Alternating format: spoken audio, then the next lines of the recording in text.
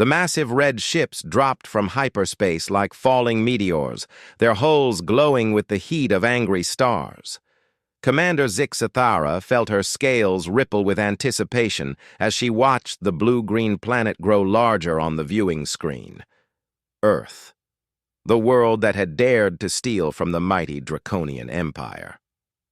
"Battle stations," she hissed, her forked tongue tasting the recycled air of the bridge. Around her, dozens of red-scaled warriors moved with deadly precision, their claws clicking against control panels as they prepared for war.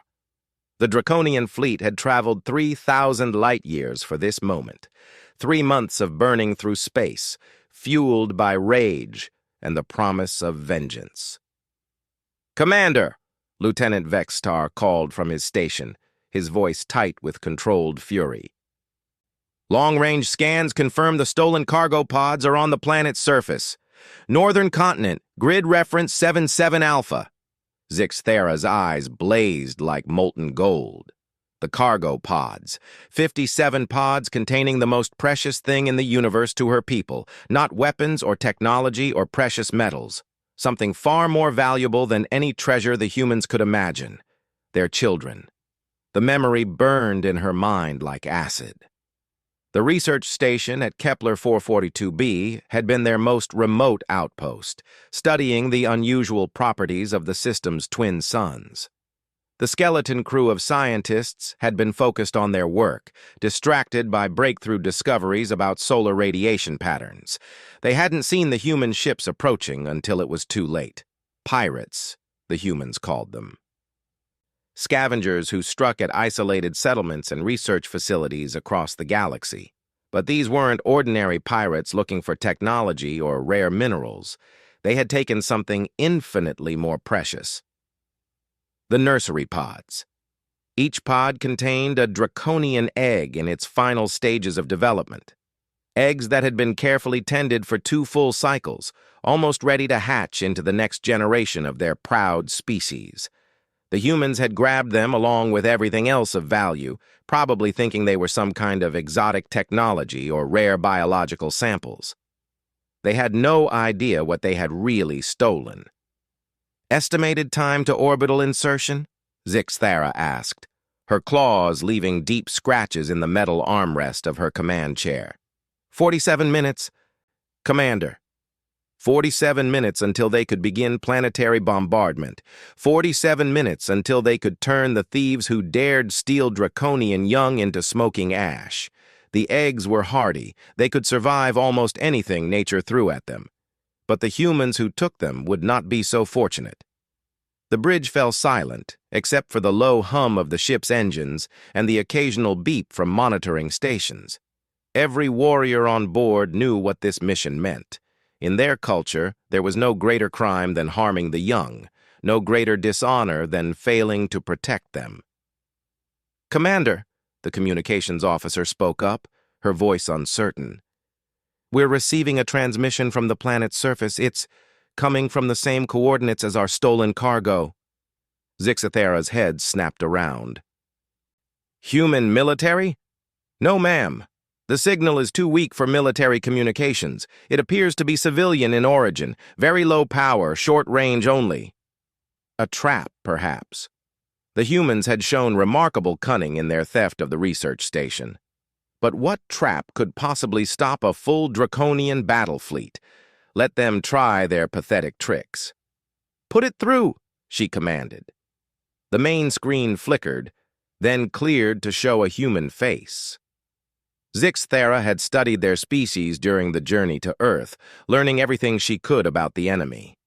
This one was female, with the pale skin and dark hair typical of their kind. But something was wrong with the image. The human looked exhausted, with dark circles under her eyes and an expression of desperate determination. "This is Dr. Sarah Chen," the human said, speaking in accented galactic standard. "I'm broadcasting on all known Draconian emergency frequencies. I know you're coming for them.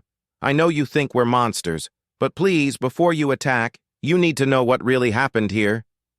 Zixthera felt her lip curl back from her fangs. The audacity of this creature to think she could explain away the theft of children. "Cut the transmission." "Wait," Dr. Chen continued quickly, as if sensing she had only moments to speak. "Your babies are alive. All of them. They're safe. But they're not in the cargo pods anymore." The commander's claw stopped halfway to the control that would end the transmission. "What did you say?" "The pods were damaged during the pirate raid," the human continued, her words rushing together. "The temperature regulators failed. The life support systems were failing. Your babies were dying." A cold knot formed in Zixthera's stomach. Damaged pods? The pirates hadn't mentioned anything about damage in their ransom demands. They had simply stated they possessed valuable draconian biological assets and wanted 50 million credits for their return. "We opened the pods," Dr. Chen said, and the bridge erupted in roars of rage from every draconian warrior present. To open a nursery pod early was to doom the infant inside. The carefully controlled environment was essential for proper development. But the human wasn't finished. We had to. They were dying. The eggs were cracking from temperature fluctuations. The neural development matrices were failing. We couldn't fix the pods with the equipment we had, so we hatched them ourselves. Silence fell on the bridge like a physical weight. Hatched them? It was impossible. Draconian young required precise conditions, careful monitoring, specialized nutrients that only their own people could provide. Humans couldn't possibly. "They're beautiful," Dr. Chen whispered, and her exhausted face broke into a smile. 57 perfect baby dragons. They're a little small from the early hatching, but they're healthy, they're strong, and they're very, very attached to their new family. The screen flickered again, and the image changed. Zixthera felt her breath catch in her throat. A large room filled with improvised nests made from soft materials, and in those nests, curled up against human bodies, were dozens of tiny red forms, draconian hatchlings no larger than house cats. Their scales still soft and their wings barely formed, but alive, breathing, moving. And as she watched, one of the hatchlings stirred in its sleep, nuzzling closer to the human woman holding it. The woman, an elderly female with graying hair, adjusted her position carefully to avoid disturbing the sleeping baby. Her weathered hands stroked the tiny creature's scales with infinite gentleness. "Impossible," Zixthera breathed. "The first few days were the hardest," Dr. Chen's voice continued over the images.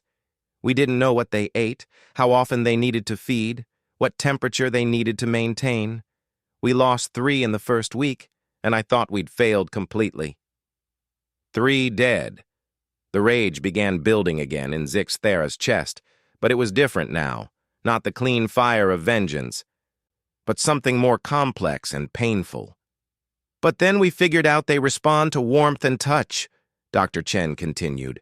"Human body temperature is actually very close to what they need. And they seem to crave physical contact, so we started holding them. All of us, day and night. We work in shifts to make sure none of them are ever alone." The images continued to cycle. Humans of all ages cuddling tiny draconian babies. A young human male feeding one with what looked like a modified bottle. An adult human female singing softly to a hatchling that had wrapped its tiny tail around her finger. Children, human children, playing gently with the babies under careful adult supervision. "They've imprinted on us," Dr. Chen said, and there was wonder in her voice. "In their minds, we're their parents now, their family. They trust us completely." Zixthera's claws were embedded so deeply in her chair that metal shavings fell to the floor. This was wrong. This was against every law of nature and culture. Draconian young belonged with their own kind, raised by their own people, taught the ancient ways of their ancestors. But they were alive. "We know you're coming to take them back," Dr. Chen said, her voice growing softer. "We know we have no right to keep them. But please understand, we didn't steal them. The pirates took them from your station and brought them to our colony world to trade for supplies. When we saw the state they were in, when we realized they were dying, the human's voice broke slightly. We couldn't let children die. Any children, even if they weren't our own species. The transmission continued for several more minutes, showing more images of the impossible scene. Draconian hatchlings sleeping peacefully in human arms, playing with improvised toys made from colony supplies, being fed and bathed and cared for with the devotion typically reserved for one's own offspring. When it finally ended, the bridge remained silent for a long time. "Commander," Lieutenant Vextar said eventually, his voice carefully controlled. "What are your orders?" Zixthara stared at the blank screen where moments before she had seen her people's children sleeping trustfully in the arms of aliens. Everything she had believed about this mission, about the humans, about the clear lines between right and wrong, had been shattered in the space of a few minutes. But she was still a Draconian commander. She still had a duty to her people and to the children below. "Continue approach," she ordered, "but reduce speed to minimum orbital insertion velocity, and signal the fleet. All weapons remain powered down until further notice." "Commander?" Vextar's confusion was evident in his voice. "We're going down there," Zixthara said grimly. "We're going to see these humans for ourselves, and then we're going to decide whether they live or die." The great ships continued their descent toward Earth, but their approach had changed. No longer the attack vectors of a vengeful armada, but the cautious trajectory of a force unsure whether they were about to encounter enemies or something far more complicated. On the planet below, Dr. Sarah Chen watched the approaching fleet on her instruments and held a sleeping Draconian baby a little closer to her chest. Whatever happened next, she knew their small colony had already changed the course of galactic history. The question was whether they would live to see how it all turned out. Commander Zixthara felt her ship shudder as it entered Earth's atmosphere. Through the viewports, she could see the other vessels of her fleet following in tight formation. Massive red shapes cutting through white clouds like drops of blood in milk. Below them, the human colony grew larger by the moment. It was smaller than she had expected. Perhaps a few hundred buildings clustered around what looked like agricultural areas and mining operations. A frontier settlement, not a major population center. The kind of place that might indeed be vulnerable to pirate raids. "Landing zone confirmed," her pilot reported. "Large open area approximately 2 kilometers from the main settlement. Suitable for the entire landing force. Take us down," she ordered. "And remember, no aggressive actions without my direct command. Any warrior who fires without orders will answer to me personally." The threat was unnecessary. Every Draconian on the ship had seen the transmission. Every one of them knew what waited below. They're young, alive, and in the care of aliens. The situation was unprecedented in their military history. The ship touched down with a heavy thud that Zixthara felt through the deck plating. Around the landing zone, the other ships of her fleet were also settling to the ground, 50 vessels in total, carrying nearly 10,000 warriors. Enough firepower to reduce the colony to ash in minutes. But for the first time in her career, Zixthara found herself hoping she wouldn't have to use it. "Combat teams, prepare for deployment," she announced over the ship's communication system. "Standard protective gear, but weapons on standby only. I want a show of force, not a massacre. Not yet." The main hatch cycled open with a hiss of equalizing pressure, and Zixthara got her first taste of Earth air. It was thinner than she was used to, with a strange mixture of scents she couldn't identify. But it was breathable, and more importantly, it carried no smell of death or decay. She stepped onto the ramp, her ceremonial armor glinting in the alien sunlight. Behind her, a full battalion of her best warriors followed in formation. Their scales had been polished to mirror brightness, their weapons checked and rechecked. They looked like what they were, the unstoppable force of draconian military might. But as they marched across the landing zone toward the colony, Zixathara couldn't shake the image of tiny sleeping forms curled trustfully in human arms. A delegation was approaching from the settlement. 3 humans, walking slowly with their hands visible and empty. The female from the transmission, Dr. Chen, was in the center, flanked by 2 males. One appeared to be elderly, with white hair and a carefully maintained beard. The other was younger, wearing what looked like a military uniform but carrying no visible weapons. They stopped about 50 meters away and waited. Zixathara halted her troops with a gesture and walked forward alone. This was not standard military protocol, but nothing about this situation was standard. When she was close enough to speak without shouting, she stopped. "I am Commander Zixathara of the Draconian Imperial Fleet," she announced, her voice carrying clearly across the space between them. "You possess property of the Empire. You will return it immediately." Dr. Chen nodded slowly. "I understand your position, Commander, but I need you to understand ours as well. We didn't steal your children. We saved them." "From our own people?" Zixathara's voice was dangerously soft. "From the pirates who stole them from your research station," the older human man stepped forward. "I'm Director Marcus Webb, administrator of this colony. The raiders who brought your nursery pods here called themselves the Iron Serpent Brotherhood. Human criminals, wanted by our own authorities for dozens of crimes across the sector." The name meant nothing to Zixathara, but the man's manner suggested he was telling the truth. "Where are these pirates now?" "Gone," Director Webb said grimly. "They left as soon as they realized the pods contained living beings instead of technology. Apparently even pirates have some limits." "But not enough limits to return what they had stolen," Zixathara observed. "They tried to sell the pods to us first," Dr. Chen said. "When Director Webb refused, they threatened to destroy them rather than take them back to space where they'd be caught by your people. That's when we realized we had to act."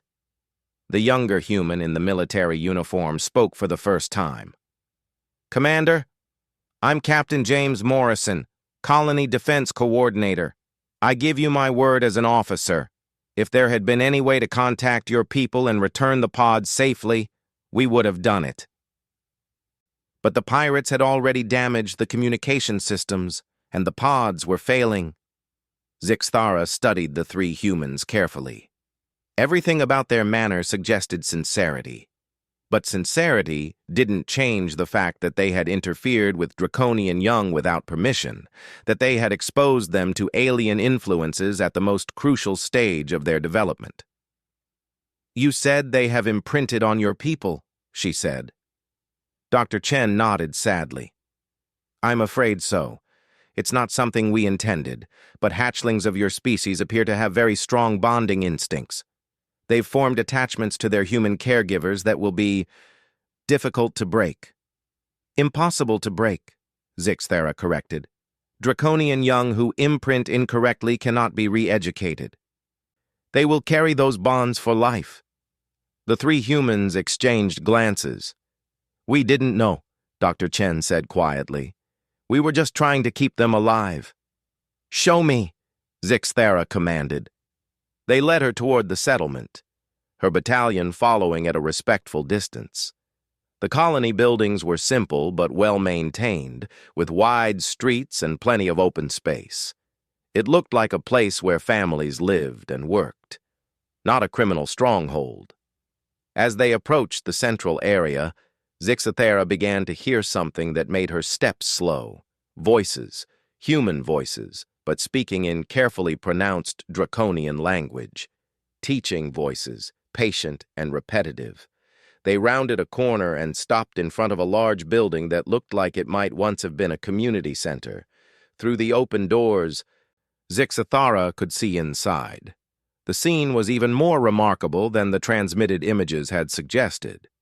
Dozens of humans moving carefully around improvised nurseries, each tending to one or more draconian hatchlings.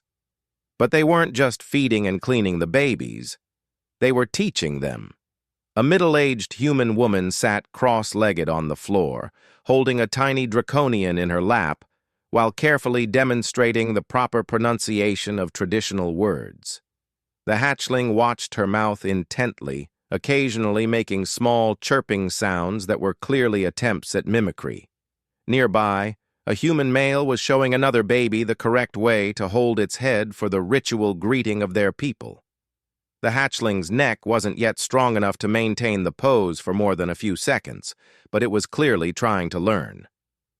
"We've been teaching them everything we could find about your culture," Dr. Chen explained quietly.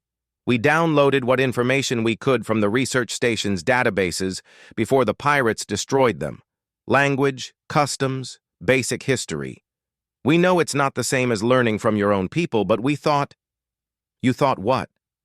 Zixthara's voice was barely above a whisper. "We thought they deserved to know where they came from, who they really were." Commander Zixthara stood in the doorway of the community center, watching her people's children learn their ancestral language from alien teachers, and felt something crack inside her chest. Whether it was her heart or her understanding of the universe, she couldn't say. But one thing was certain. This mission had just become infinitely more complicated than a simple rescue operation. Commander Zixthara stepped into the community center, her heavy footsteps causing several of the humans to look up nervously. But what struck her most was that the draconian hatchlings barely reacted to her presence at all. A few lifted their tiny heads with mild curiosity, but most continued focusing on their human caregivers. This was wrong, terribly, impossibly wrong. Draconian Young should have recognized her immediately. Her scent, her scale pattern, the subsonic frequencies her species naturally emitted, all of these should have triggered an instant response. The babies should have been calling to her, reaching for her, desperate for the comfort of their own kind. Instead, they looked at her like she was just another stranger. "There," Dr. Chen said softly, pointing to a cluster of nests in the far corner. "The 3 newest hatchlings. They only emerged from their shells yesterday." Zixthara moved toward the area, her golden eyes fixed on the tiny forms. These were among the last to hatch, which meant they would have had the least exposure to human influence. Perhaps with them, the damage could still be undone. But as she approached, one of the newborns began making distressed, chirping sounds. Its tiny wings fluttered weakly as it searched around with obvious panic. A young human female immediately moved to comfort it, lifting the hatchling gently and holding it against her chest. The baby's cries stopped instantly, and it nuzzled into the warmth of her body with a contented purr. "That's little Echo," the human woman said, noticing Zixthara's stare. She couldn't have been more than 20 standard years old, with the bright eyes and quick movements of youth. "He hatched during a thunderstorm, and loud noises still make him nervous. But he calms down quickly if someone holds him." Zixthara extended one clawed finger toward the hatchling. "May I?" The young woman hesitated for just a moment, then carefully positioned herself so the baby could see the approaching draconian hand. Echo looked at the scaled finger with interest, but when Zixthara tried to touch him, he pulled back with a frightened squeak and buried his head against his human caregiver's shoulder. "I'm sorry," the woman said quickly. "He's still very skittish with new people. It's nothing personal." Nothing personal. A draconian hatchling was afraid of its own species and found comfort only in alien arms. Zixthara had seen battlefield horrors that disturbed her less than this simple moment.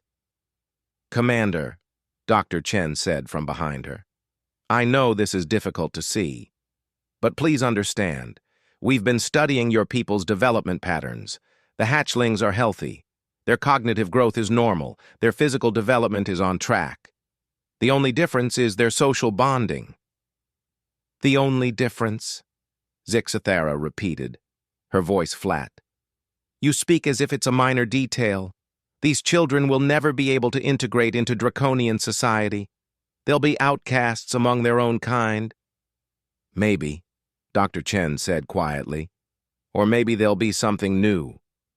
Something that bridges our species. Before Zixathara could respond to that outrageous suggestion, a commotion arose from the center of the room. One of the hatchlings, slightly larger than the others, had managed to climb out of its nest and was wandering unsteadily across the floor. Several humans moved to intercept it, but the little creature had fixed its attention on the newcomer in the room.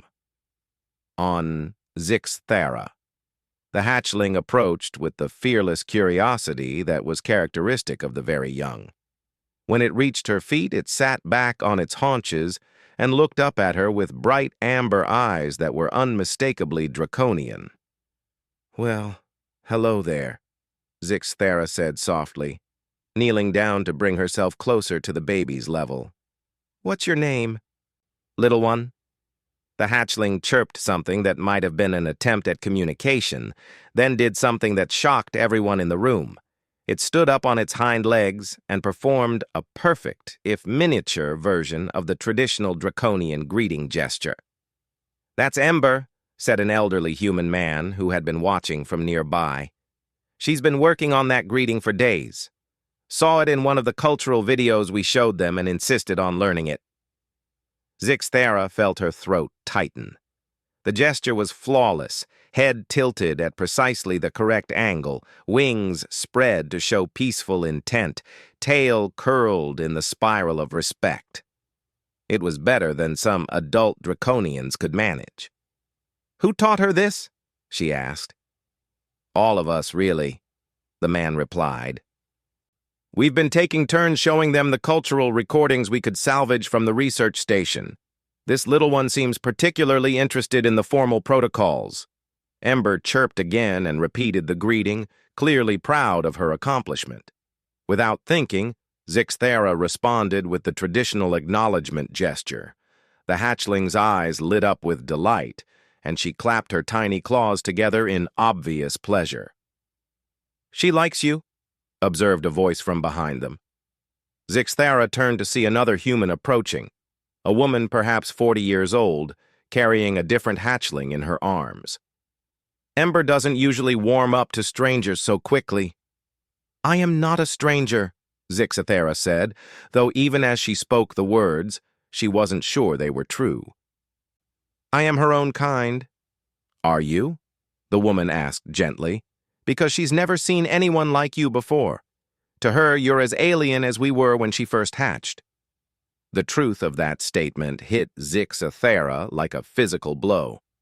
These children had no reference point for what a draconian should be. They had been raised entirely by humans, in a human environment, learning human concepts of family and safety and love. How many? She asked quietly. Dr. Chen understood immediately. 54 survivors out of the original 57. We lost 3 in the first week before we understood their needs properly. 54 draconian children who would never truly belong to either species. The magnitude of the tragedy was staggering. Commander, a new voice interrupted from the doorway. Lieutenant Vextar entered the building, his expression carefully controlled.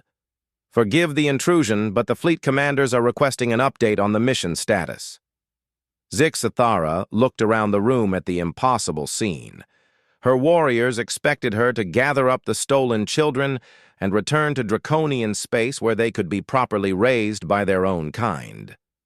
But how could she separate babies from the only family they had ever known? How could she tear them away from people who had saved their lives and cared for them with obvious devotion? More importantly, how could she explain to the Draconian High Council that their precious young had been irreversibly changed by their contact with humans? Tell the commanders that the situation is complex, she said finally. I require more time to assess our options.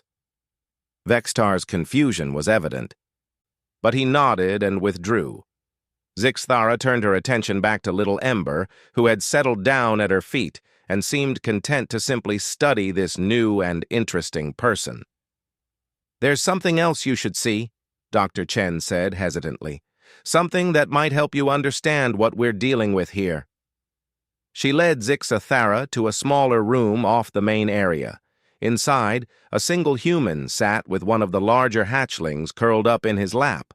The man was perhaps 60 years old, with graying hair and the weathered hands of someone who had spent his life working with his hands.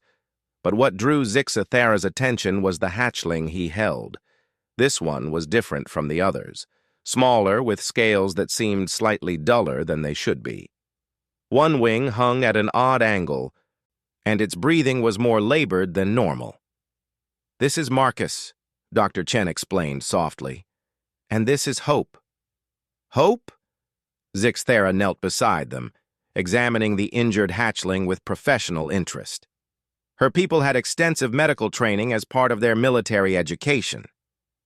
"She was the most severely damaged when the pirates' pods failed," the man named Marcus explained, his voice rough with emotion.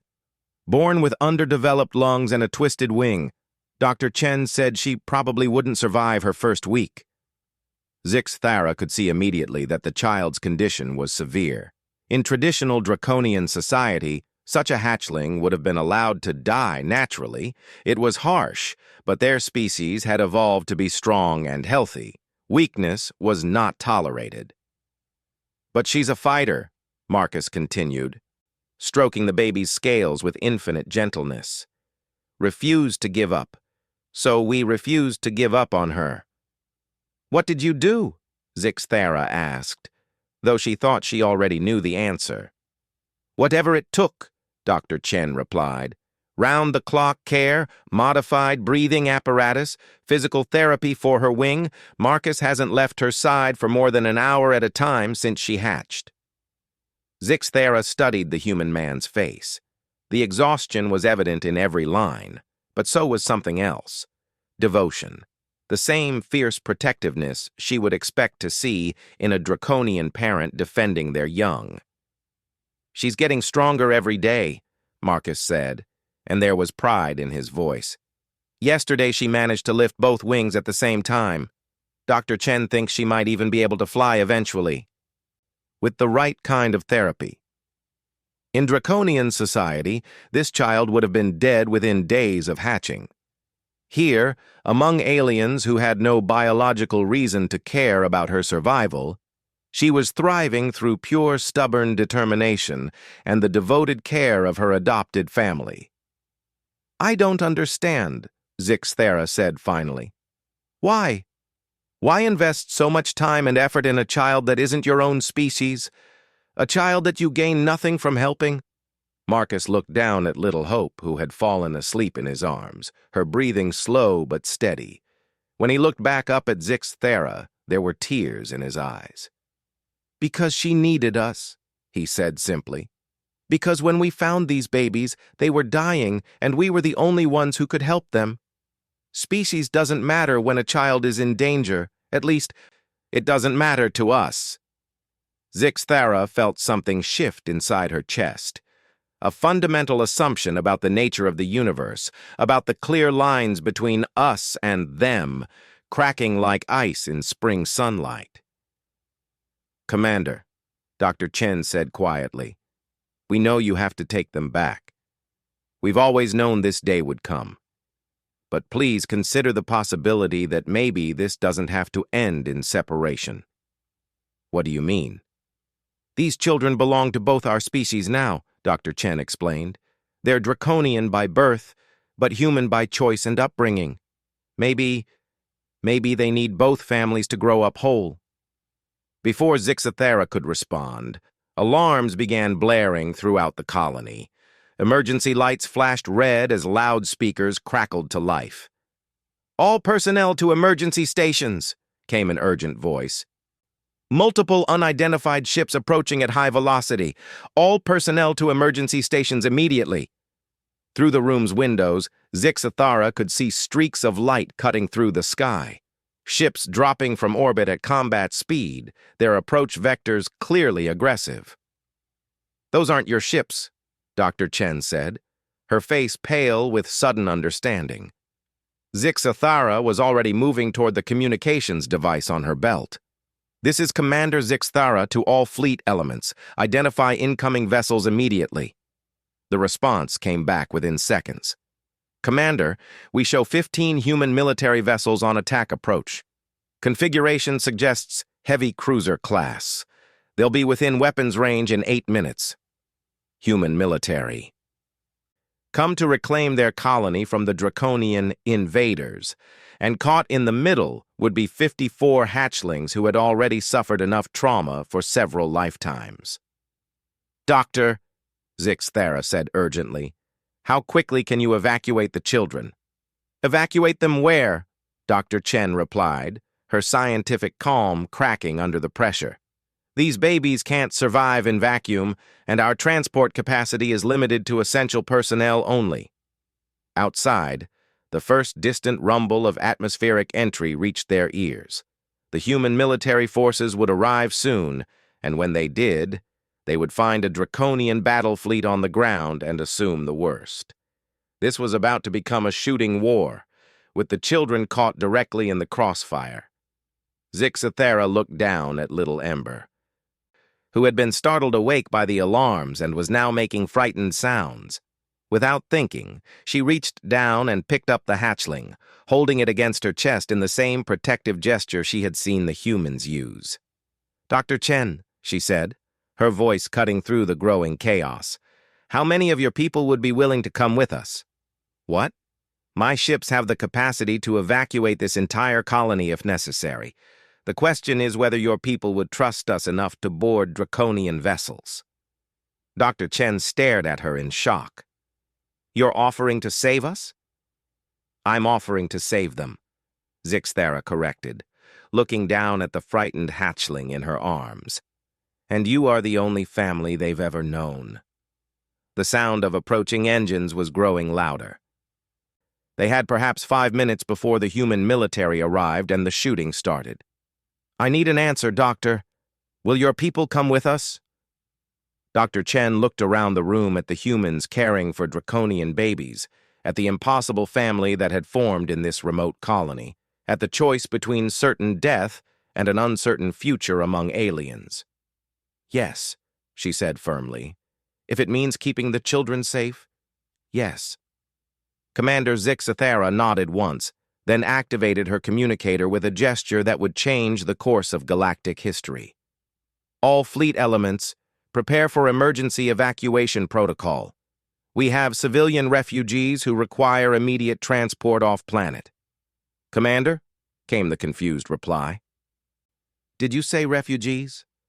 Zixathara looked around the room one more time, at Tiny Hope sleeping trustfully in Marcus's arms, at Ember clinging to her own chest, at dozens of other impossible bonds that had formed between two species who were supposed to be enemies. "Confirmed," she said.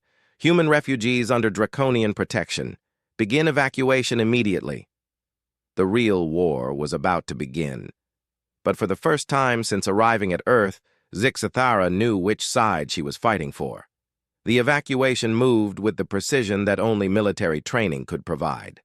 Within minutes of Zixathara's order, draconian transport crews were streaming into the colony, their massive forms moving with surprising gentleness as they began organizing the human civilians. But the humans weren't behaving like typical evacuees. Instead of grabbing personal belongings or important documents, every single one of them focused entirely on the hatchlings. They wrapped the babies in soft materials, gathered feeding supplies and medical equipment, and formed protective clusters around their charges. "Dr. Chen," Zixathara called as she watched a team of human engineers dismantling some kind of specialized equipment. "What are they doing?" "Incubators and monitoring systems we built for the premature hatchlings," Dr. Chen replied without looking up from her own frantic packing. "Some of the babies still need specialized care, and we can't leave the equipment behind." Lieutenant Vextar approached at a run, His scales darkened with stress. "Commander, the human military vessels will be in firing range in 3 minutes, and they're broadcasting warnings for us to surrender immediately or face destruction." Response? "Admiral Krath is requesting permission to engage. He says we cannot allow human forces to threaten the children." Zixthara felt a moment of dark satisfaction. Admiral Krath had been the most vocal opponent of her soft approach to this mission. Now he was ready to fight to protect human civilians because they had become guardians of draconian young. The irony was almost amusing. "Tell the Admiral to prepare for combat, but no offensive action without my direct order," she commanded, "and patch me through to the human military commander." The communication established quickly, crackling with the interference of multiple fleets operating in close proximity. A stern human face appeared on her portable display, a man with graying hair and the weathered features of a career military officer. "This is Admiral Catherine Morrison of the Earth Defense Force," the woman said, her voice clipped with authority. "You have invaded a sovereign human colony and are holding our civilians hostage. Withdraw immediately or we will open fire." "Admiral Morrison," Zixthara replied formally. "I am Commander Zixthara of the Draconian Imperial Fleet. We are not holding your civilians hostage. We are evacuating them from the combat zone at their own request." The human admiral's expression shifted slightly. "Combat zone? Your approaching fleet has been detected as a hostile force. My ships are prepared to defend themselves and the civilians under our protection. If you wish to avoid bloodshed, I suggest you halt your attack approach and request a parley." "Civilians under your protection?" Admiral Morrison looked confused. "Commander, our intelligence indicates you came here to retrieve stolen draconian assets. We are here to protect our people from retaliation." Behind Zixthara, she could hear the sounds of evacuation continuing. Human voices calling softly to frightened hatchlings, the careful coordination of people who had worked together for months to keep fragile lives safe. It struck her that both military forces had come here to protect the same thing. "Admiral," she said slowly, "I believe we may have been operating under false assumptions about each other's intentions. Would you be willing to delay your attack for 10 minutes while we clarify the situation?" A long pause. Then, 5 minutes, Commander. But any aggressive action from your fleet will be met with immediate response." The channel closed. Zixthara immediately activated her comm to the Draconian fleet. "All ships, stand down to defensive positions only. No weapon charging, no target acquisition. Anyone who fires without authorization will face court-martial." "Commander," Vextar said urgently, "the evacuation is only 60% complete. If the humans attack now—" "They won't," Zixthara said with more confidence than she felt. "Admiral Morrison is a soldier. She came here to protect her people just like we did. Once she understands what's really happening, she'll make the right choice." A new commotion arose near the community center entrance. Dr. Chen was arguing with someone, a young human in a military uniform who was gesturing frantically toward the sky. "Can't just leave with alien forces," the man was saying. "You're civilians. You have rights. We came to rescue you." "Captain Morrison," Dr. Chen replied firmly, "we don't need to be rescued. These people saved our lives and the lives of children under our care. We're going with them voluntarily." "Captain Morrison, related to the Admiral, perhaps?" Zixthara moved closer to listen. "Dr. Chen, please be reasonable," the young officer continued. "These are draconians. Our intelligence says they're here for revenge over some kind of theft. You can't trust them with human lives." "James," Dr. Chen said gently, using what was clearly the man's first name. "Come with me." She led the protesting captain into the community center, where the evacuation continued around them. Human families clutching draconian babies. Draconian transport crews being extraordinarily careful not to disturb the tiny passengers, and in the center of it all, little Ember still clinging to Zix-Thara's chest while watching the organized chaos with bright, curious eyes. Captain Morrison stopped dead when he saw the scene. His mouth opened and closed several times without sound emerging. "James," Dr. Chen continued, "meet your new nephew." She gestured to an elderly human woman who was holding one of the smaller hatchlings. The woman approached with a warm smile, despite the chaos around them. "This is my grandson, James," she said to the baby dragon in her arms, speaking in the careful tone people use with very young children. "Remember I told you about him? He's been in space protecting other colonies. But now, he's here to meet you." The hatchling looked up at Captain Morrison with the fearless interest of the very young. Then, to everyone's amazement, it reached out one tiny claw toward the uniformed human. "That's Stardust," the elderly woman explained proudly. "She loves meeting new people. Would you like to hold her?" Captain Morrison looked like someone had just asked him to juggle live explosives. That's a dragon." "She's a baby," Dr. Chen corrected firmly. "A baby who has been part of this family for 3 months. James, these children were dying when we found them. We saved them, and in return, they gave us something precious. A chance to be parents and grandparents to a whole new generation." Zix-Thara watched the young human officer struggle with concepts that clearly challenged everything he thought he knew about the universe. It was a struggle she understood intimately, having experienced it herself just hours before. "Commander," came Vextar's voice in her ear, "Admiral Morrison is requesting direct communication with you again, and the evacuation is now 80% complete." "Put her through," Zix-Thara replied, moving slightly away from the family drama unfolding nearby. Admiral Morrison's face reappeared on her display, but her expression had changed dramatically. She looked tired, confused, and perhaps a little desperate. "Commander Zix-Thara," she said, "I've just received a very confusing report from my son. Are your people really evacuating human civilians who are caring for draconian children?" "Yes." "And these children were stolen by pirates, not by the colonists?" "Correct." "And the colonists saved their lives by raising them as their own?" Zix-Thara looked back at the community center, where she could see Captain Morrison now tentatively holding little Stardust, while his grandmother provided careful instructions on proper baby-holding technique.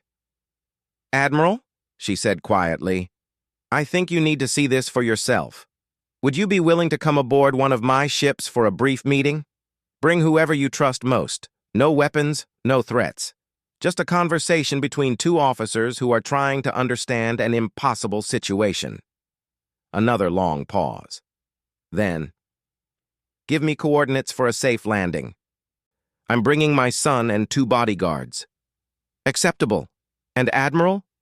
"Thank you." 20 minutes later, Zix-Thara found herself in the strangest military conference of her career. The meeting was taking place in her ship's main cargo bay, which had been hastily converted into a nursery for the evacuated hatchlings and their human families. Admiral Morrison and her small party stood in the center of the controlled chaos, watching humans and draconians work together to keep 54 babies safe and comfortable. "This is," Admiral Morrison began, then stopped, clearly searching for words. "Unprecedented," Zix-Thara supplied. "The word you're looking for is unprecedented." "How is it possible?" Captain Morrison asked. He was still carrying Stardust, who had apparently decided he was acceptable and had fallen asleep in his arms. "I mean, they're different species, different evolutionary backgrounds. How can human children bond with alien babies?" "Apparently," Dr. Chen said, joining the conversation, "parenting is more universal than we thought. Love, protection, care. These seem to translate across species barriers." "But what happens now?" Admiral Morrison asked the question that everyone was thinking. Where do they go? What kind of future can they have? Zix Thara had been wrestling with that same question since the moment she first saw the impossible nursery. The traditional answer would be to take the hatchlings back to Draconian space for proper rehabilitation. But how could you rehabilitate children who had never been ill? How could you correct what was perhaps the most beautiful mistake in galactic history? I propose, she said slowly, thinking through the implications as she spoke, a new approach, joint custody. The humans stared at her. Even her own officers looked shocked. Explain, Admiral Morrison said carefully. Establish a new colony, Zix Thara continued, the idea taking shape as she spoke. Somewhere neutral, where both species can work together to raise these children. Human caregivers to provide the emotional bonds they've already formed. Draconian adults to teach them their cultural heritage. A place where they can grow up belonging to both families instead of neither. That's... Dr. Chen's eyes were bright with sudden possibility. That's actually brilliant. A permanent diplomatic settlement, cultural exchange on the most fundamental level. But the logistics, Admiral Morrison protested. The politics. Both our governments would have to agree, and the military implications alone are minimal compared to the alternative, Zix Thara interrupted. Admiral, what do you think happens if we separate these families now? Do you think the humans who saved Draconian children will quietly return to their old lives? Do you think the Draconian High Council will simply accept that their young have been irreversibly changed by contact with aliens? She gestured around the cargo bay, where the evidence of interspecies cooperation was everywhere. This has already changed everything.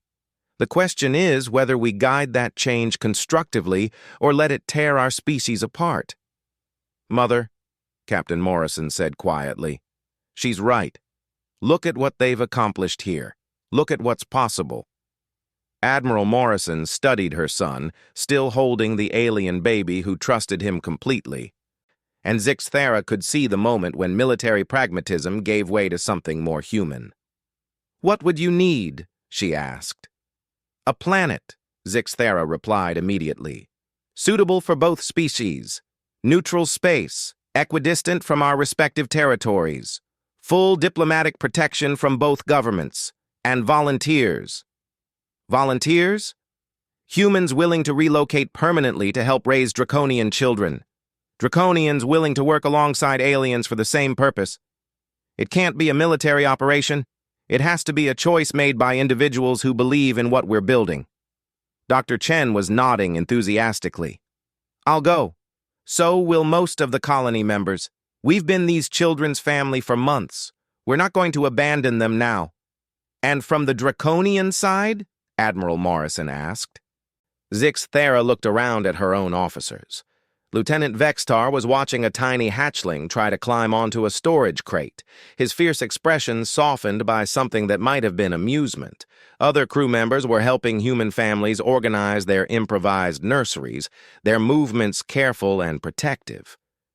I believe I can find volunteers, she said.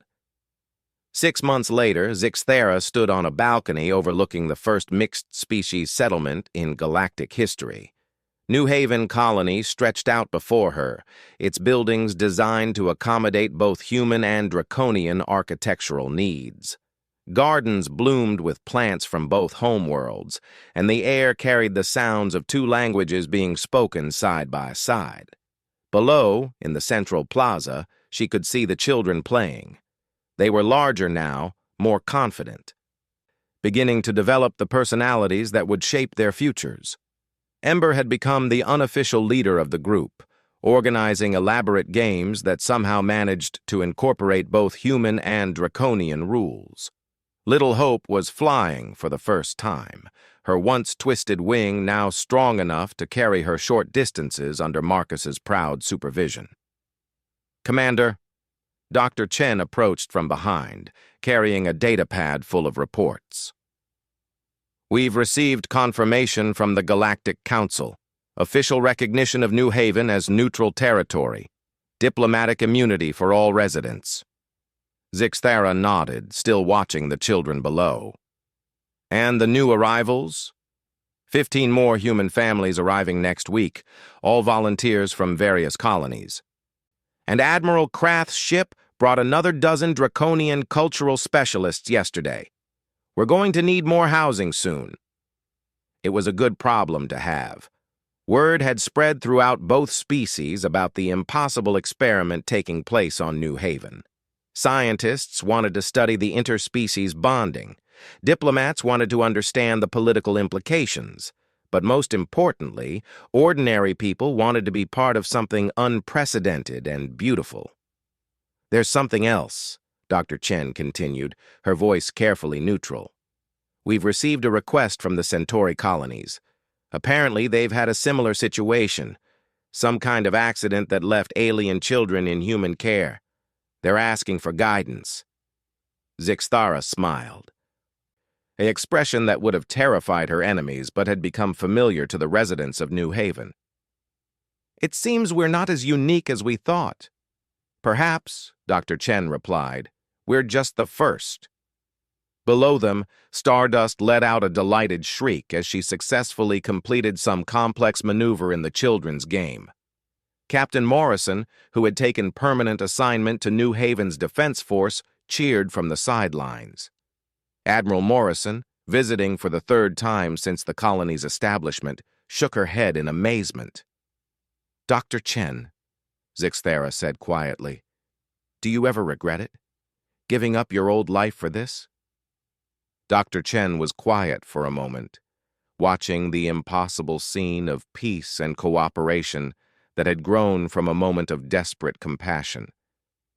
Commander, she said finally, I spent my career studying stellar phenomena, the birth and death of stars, the formation of planets, the great cycles of creation and destruction that shape the universe.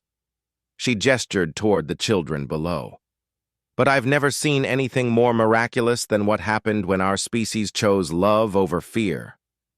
Zixthara nodded, understanding completely. In the military, they were trained to think in terms of victory and defeat, strength and weakness, us and them. But the children had taught them that sometimes the greatest victory came from redefining who us included. Commander Zixthara to the nursery wing, came a voice over the colony's communication system. We have a situation. Both women looked at each other with the weary recognition of parents everywhere. A situation in the nursery usually meant one of the children had discovered a new way to apply their developing abilities in creative but potentially destructive ways. They arrived at the nursery to find a crowd gathered around one of the play areas. In the center, little Ember was demonstrating something to a mixed group of human and draconian adults. As they watched, she carefully picked up a small object with her claws and, with intense concentration, began to shape it. The object was metal, and under her focused attention, it was flowing like liquid, taking on the form she desired. When she finished, she held up a perfect miniature sculpture of two figures, one human, one draconian, with their arms around each other. Telekinetic metallurgy, breathed Dr. Chen. She's developing abilities we never knew were possible. One of the draconian scientists stepped forward, his expression awed. This is beyond our normal capabilities. The precision, the control, it shouldn't be possible at her age. Maybe it isn't possible, Zixthara said slowly, for a purely draconian child. But Ember isn't purely anything. None of them are. Around the room, other children were displaying their own unique developments. Stardust was communicating with both species simultaneously, somehow translating emotional concepts that had never before crossed language barriers. Hope was flying with a grace that defied her early physical limitations, as if sheer determination had rewritten the laws of physics. They're not just bridges between our species, Dr. Chen realized. They're becoming something entirely new. The first generation of what? Zixthara wondered aloud. They wouldn't know for years, perhaps decades. But as they watched the children of two species grow and learn and discover capabilities that neither parent race possessed alone, one thing became clear. The universe had just become a much more interesting place. Later that evening, as New Haven's twin suns set behind the mountains, Zixathera walked through the quiet streets of the colony. Families were settling in for the night, human parents reading bedtime stories to draconian children, draconian adults teaching young humans the ancient songs of their people. At the edge of the settlement, a monument had been erected, not to victory in battle or conquest of territory, but to a moment of choice. The plaque read simply, "In memory of 3 who were lost and in celebration of 54 who were found. May we always choose compassion over vengeance, understanding over fear." Below the words was Ember's sculpture, cast in permanent form, 2 figures from different worlds holding each other close. Commander Zixathara stood before the monument and thought about the report she would need to file, the political implications that would ripple across the galaxy, the 1,000 practical challenges of building a society that had never existed before. Then she thought about the sound of children's laughter mixing with 2 different languages, about parents who had chosen love over species loyalty, about impossible miracles that began with a simple act of kindness. The red dragons had come to Earth ready for blood and fire. Instead, they had discovered that sometimes the greatest strength came from the courage to be gentle. Sometimes the most important battles were won not through conquest, but through connection. And sometimes, if you were very lucky and very brave, you could change the entire galaxy simply by deciding to save a few children who needed help. As she walked back toward the lights of home, Zixathera could hear the evening sounds of New Haven, settling into peaceful rest. 2 species that had been strangers, learning to become family. Children who would grow up knowing that the universe was larger and more wonderful than either parent race had ever imagined alone. It was, she thought, a very good beginning.